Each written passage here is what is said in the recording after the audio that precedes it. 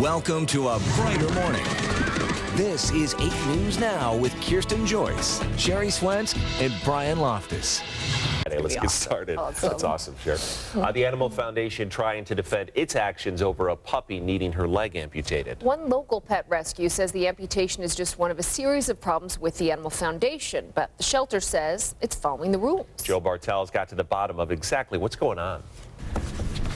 You would never know looking at this pit bull puppy. She was just hours out of surgery. She's doing much better now, but this is what the playful pup known as Dolly was facing, a badly injured leg that needed to be amputated. Vets aren't sure how her leg was injured so badly. The extent of her injuries did require amputation, but because she was on a legal stray hold, which is 72 hours, we were not able to provide the amputation surgery because we did not have ownership rights to Dolly at that time. Carly Schulten is the director of operations for the Animal Foundation. She says Dolly was sent to an emergency clinic because she came in after hours from animal control last week. A vet at the clinic determined Dolly's leg injury was not life-threatening. The clinic provided pain medication and antibiotics.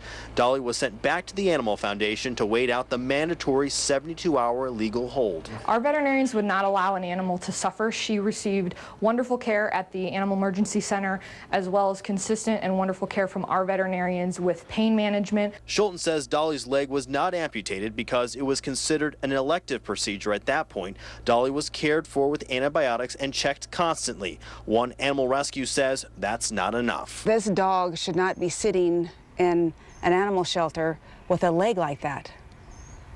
I don't care if there's a law with a 3-day hold or not. That is criminal, in my opinion. Diana England runs Home for Spot, a rescue for pets like Dolly. She questions the decision to wait out the legal hold before removing the infected leg. The dog did not have a paw, no toes, no nothing, bone hanging out, and the leg was degloved. Then that means the skin taken off the leg. Diana's rescue agreed to take Dolly from the Animal Foundation, had the leg removed, and already found a home for Dolly.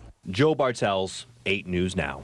Dolly is expected to make a full recovery. We spoke to the independent vet that removed the leg. He says the leg injury was not life-threatening and says there's a high chance the leg no longer had any feeling. He also says the injury could have been caused by a tight band on the leg cutting off circulation. There's no way to tell if that was an accident or not.